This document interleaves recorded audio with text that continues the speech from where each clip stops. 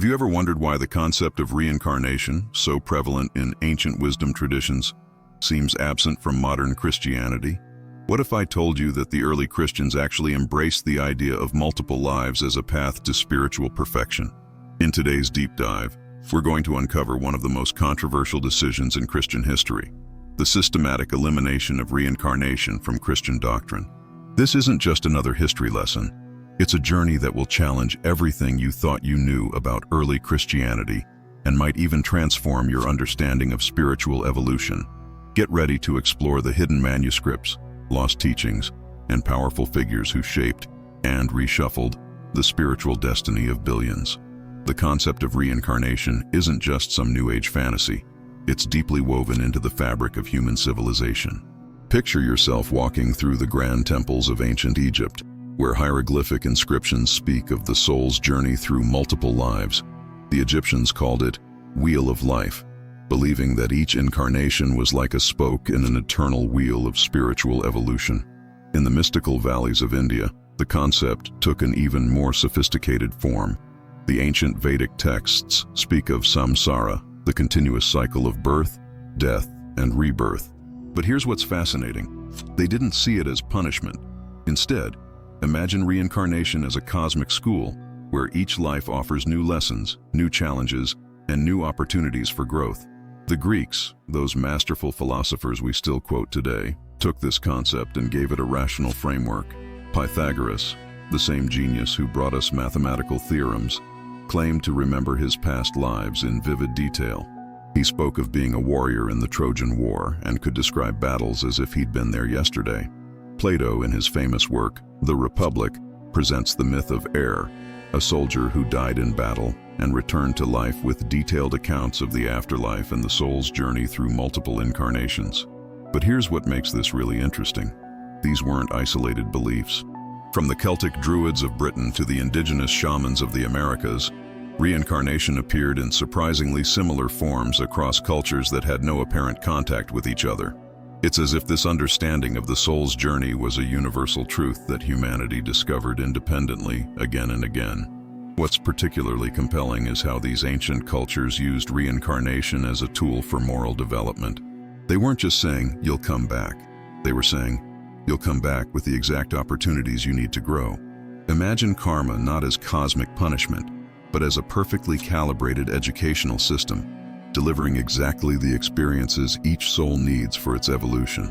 And speaking of evolution, you might be surprised to learn that early Christians weren't strangers to these ideas.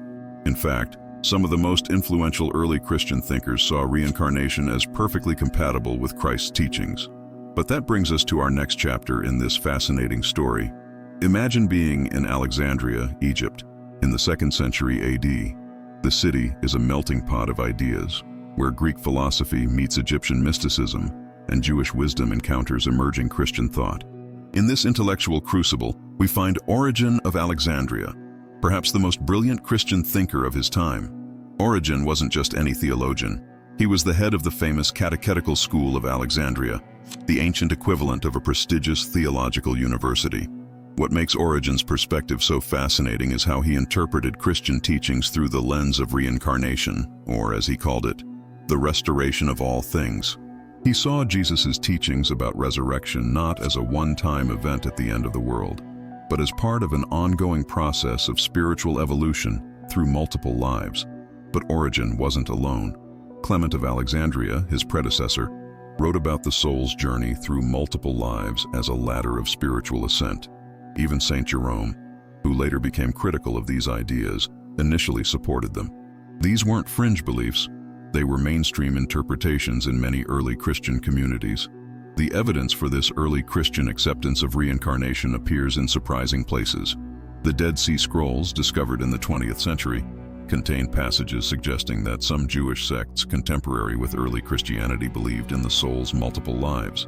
The Gnostic texts found at Nag Hammadi include explicit references to reincarnation, showing how widespread these beliefs were in early Christian circles. What's particularly intriguing is how these early Christians reconciled reincarnation with core Christian concepts.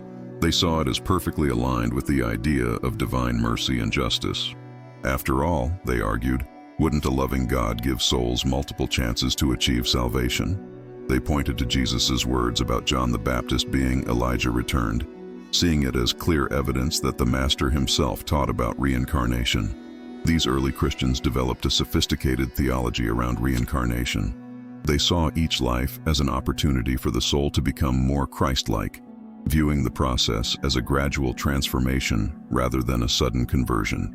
The concept of theosis, or becoming divine, central to Eastern Orthodox Christianity, originally included this understanding of multiple lives as steps on the path to perfection. But if these ideas were so prevalent and well developed in early Christianity, what happened? Why don't we hear about them in modern churches? The answer lies in one of the most controversial councils in Christian history, where politics and power would reshape Christian doctrine forever. The year is 553 AD, and Constantinople is buzzing with political and religious intrigue. Emperor Justinian, ambitious to unite his empire under a single religious doctrine, faces a challenge. The diverse interpretations of Christianity, including beliefs in reincarnation, are making it difficult to maintain control over his vast territories. Remember, this is political as much as it is religious. In ancient times, religious unity meant political stability. Enter Empress Theodora, perhaps the most fascinating figure in this historical drama.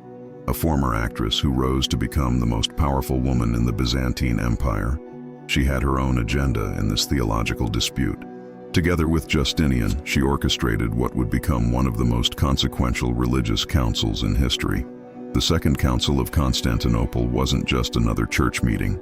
It was a carefully orchestrated political event designed to consolidate power under imperial control. The target? The teachings of Origen and others who supported the concept of pre-existence of souls and reincarnation. But here's the kicker. Many of the bishops who opposed these changes weren't even allowed to attend the council. The suppression was systematic and thorough.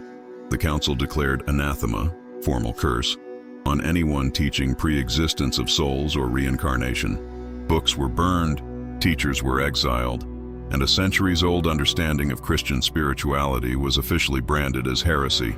It's worth noting that this wasn't just about reincarnation. It was part of a larger movement to standardize Christian doctrine under imperial control.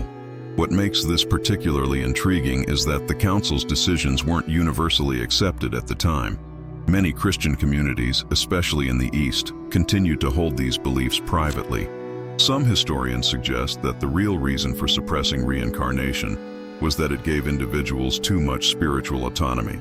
After all, if you have multiple lives to achieve salvation, you might not be as dependent on the church's immediate authority. The aftermath of this council created ripples that would shape Christianity for centuries to come. But despite the official ban, traces of these ancient beliefs survived in surprising places, hidden in plain sight within the Bible itself. When you open the Bible with fresh eyes, looking for hints of reincarnation, you might be surprised at what you find. Let's start with one of the most compelling examples, the case of John the Baptist. In Matthew 17:10-13, Jesus explicitly states that John the Baptist is Elijah who had come again. This isn't a metaphor, it's a direct statement about one soul returning in a new body. But that's just the beginning. In John 9:1-3, the disciples asked Jesus about a man born blind. "Rabbi, who sinned, this man or his parents, that he was born blind?" Think about that question for a moment. How could someone sin before they were born unless they existed in a previous life? The very question suggests that the disciples took pre-existence of souls for granted. Then there's the intriguing passage in Matthew 16:13-14, where Jesus asks his disciples who people think he is. The disciples respond that some believe he is John the Baptist, others Elijah, Jeremiah, or one of the prophets returned. Why would these be reasonable guesses unless reincarnation was a commonly accepted concept? The book of Revelation, with its complex symbolism, contains numerous references to multiple lives and cycles of existence. The concept of overcoming, mentioned repeatedly in the letters to the 7 churches, suggests a process of spiritual evolution that many early Christians understood as taking place over multiple incarnations. Even the famous passage, "As you sow, so shall you reap," Galatians 6:7, takes on new meaning when viewed through the lens of multiple lives. Early Christians saw this not just as cause and effect within one lifetime, but as a spiritual principle operating across multiple incarnations. These biblical hints become even more significant when we consider the historical context in which they were written. The original audiences would have understood these references within their cultural framework, which included concepts of reincarnation from surrounding Greek, Egyptian, and Eastern influences. As we move into modern times, we're seeing a fascinating resurgence of interest in these ancient understandings, backed by surprising new evidence. In an age of quantum physics and expanding consciousness, reincarnation is making a remarkable comeback in Western thought. But this isn't your grandfather's religious doctrine. It's being explored through the lens of scientific research, psychological healing, and spiritual integration. Dr. Ian Stevenson's groundbreaking research at the University of Virginia documented over 3,000 cases of children with detailed memories of past lives. These weren't vague feelings or déjà vu experiences. We're talking about specific verifiable details about people, places, and events these children couldn't possibly have known about. Modern psychotherapy has also embraced past life regression as a therapeutic tool. Dr. Brian Weiss, a Yale-trained psychiatrist, initially skeptical of reincarnation, became convinced after his patients began revealing verifiable details about historical periods and events during hypnosis sessions. The therapeutic benefits were undeniable. People healing from trauma, phobias, and relationship patterns by accessing memories from past lives. What's particularly fascinating is how modern physics is inadvertently supporting ancient reincarnation concepts. Quantum theory's understanding of time as non-linear and consciousness as fundamental to reality aligns surprisingly well with ancient wisdom about the soul's journey through multiple lives. The integration of Eastern and Western spiritual practices has created a new synthesis. Mindfulness meditation, now mainstream in the West, often leads practitioners to spontaneous past life memories. These experiences are being documented and studied in ways that bridge the gap between spiritual wisdom and scientific inquiry. Perhaps most significantly, this modern revival isn't about replacing current beliefs, but expanding them. Many contemporary Christians are rediscovering their tradition's hidden history with reincarnation and finding ways to integrate it with their faith. It's not about choosing between traditional Christianity and reincarnation.